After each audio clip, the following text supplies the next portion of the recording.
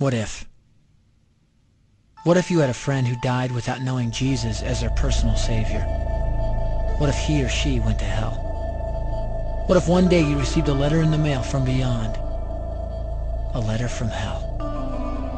A letter from your friend in the flames of eternal torment. The following is a dramatic presentation. It was written by a fictitious high school student named Josh to a friend named Zach. Although Zach had every opportunity to tell Josh about Jesus, he didn't. They were best friends. They played soccer together, they went to classes together, they partied together, they shared their lives with each other. But there was one thing Zach held back from Josh: his personal relationship with Jesus Christ. The rest of the story is simple and sad. A few too many beers, a tragic drive home, a crash, a death, a funeral, a letter. Here is that letter in its entirety. A letter from hell.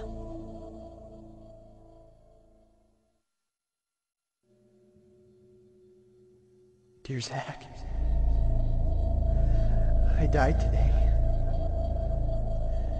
It's a lot different than I expected.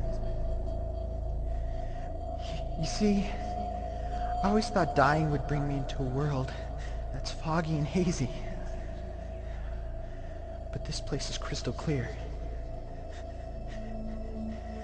It's even more real than my life on Earth. I can think. I can talk. I can even feel. Right after the wreck, I could feel my spirit leaving my body. It was the weirdest thing, Zach. I thought I heard you screaming out to me, man. I must have been just imagining things.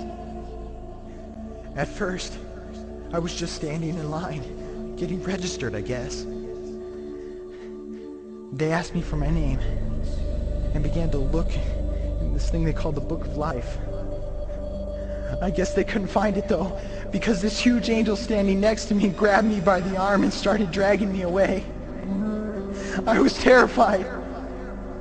I had no idea what was going on. I asked the angel where he was taking me, but he didn't answer. So I asked him again. Finally, he told me that only those whose names were written in the Book of Life could enter into heaven. And the rest would be condemned to hell forever. Man, I was scared. The angel threw me into some kind of holding cell where I've been sitting and thinking for a long, long time. Do you want to know what I've been thinking about? I've been thinking about you. Zach, you're a Christian. You told me so yourself. I mean, we talked about it 3 different times today. Kelly brought it up, and you laughed it off. Coach Adams brought it up, and you changed the subject. I mean, it came up right before the wreck. Well, the question I can't get out of my mind is this, Zach. Why haven't you ever told me about how to become a Christian? I mean, you say you're my friend, but if you really were, you would have told me about this Jesus and told me how to escape this terrible place that I'm headed for. I can feel my heart pounding in my chest. The angels who have been chosen to cast me into hell are coming down the hallway. I can hear their footsteps. I've heard of this hell, Zach. They call it the lake of fire. I can't stand it, Zach. I'm terrified. No, the angels are at the door. Oh no. No! They're coming in and they're pointing at me. They're grabbing me and carrying me out of the room. I can already smell the burning sulfur and brimstone. I can see the edge of the cliff where hell burns. This is it. I am without hope. We're coming closer, closer, closer. My heart is bursting with fear. They're holding me over the flames. I'm damned forever. This is it. They have thrown me in. Fire! Pain! Hell! Why, Zach? Why didn't you ever tell me about Jesus?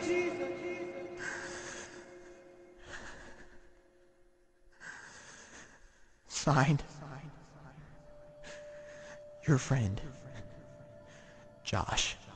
Your friend, Josh. P.S. Welcome. Wish you were here. Wish you were here. Wish you were here.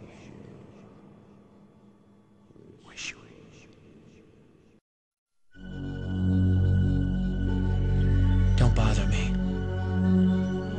Don't bother me with souls to save. I have my own agenda. There's school to do, sports to play, important stuff to attend to.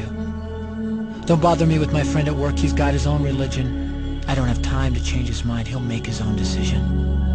Don't bother me with that little girl, the girl playing in the street. She's much too young to understand that the Savior she can meet.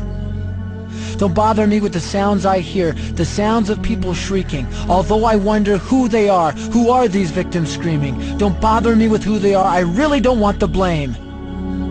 'Cause it's my friend at work and that little girl.